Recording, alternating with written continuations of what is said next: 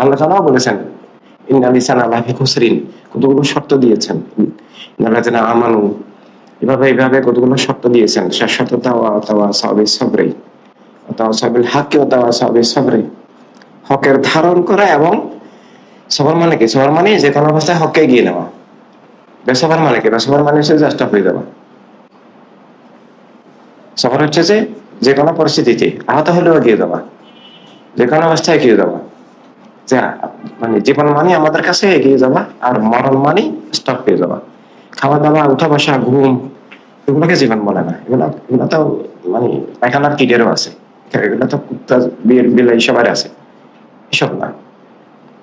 করতে পেরে তো অনেক ভালো, বুঝতে পারতে থেকে অনেক ভালো। জন্য যেখানে আছে সবাইকে নেতৃবৃন্দ ভাই বোন, কাজ করতে হবে। কাজ না করলে উনি মুনাফেক, কাজ না করলে ইমানের ব্যাপার তার মৃত্যু হবে না। কাজ না করলে আমার সাথে সম্পর্ক দুনিয়া আখিরাতে থাকবে না, আউলিয়া কেরামের সাথে থাকবে না, আল্লাহ হাবিবের সাথে থাকার কোনো প্রশ্নই আসে না।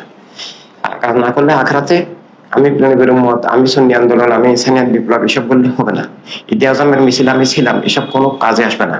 কারণ ঈদে আজম একটা মিছিল না, শহীদ দিবস একটা মিছিল না। শহীদ দিবস বাস্তব জীবনের লড়াইয়ের নাম। কারবালা কি মস্কারি নাকি? তাহলে লড়াইতে থাকার নাম শহীদ দিবস পালন করা। ঈদে আজমের মিশন সাহাবায়ে কেরাম ঈদে আজম মিশন বাস্তবায়ন করেছেন, সেটার নাম ঈদে আজম। ঈদে আজম একদিনের অনুষ্ঠানকে ঈদে আজম বলে না। প্রেমের প্রেমে উৎসর্গিত হয়ে যাওয়া জীবনের নাম ঈদে আজম। ঈদে আজম নিছক শব্দ নয়, নিছক একটা গান কবিতা নয়। সালাতু সালাম শুধু দাঁড়িয়ে কিছুক্ষণ সালাতু সালাম সেটা না। সালাতু সালাম মানে আমি প্রেমের জন্য কোরবান, প্রেমেই আমার অস্তিত্ব, আমার জীবন, তোমার হাতে বাঁচিও মরি, এটাই সালাতু সালাম।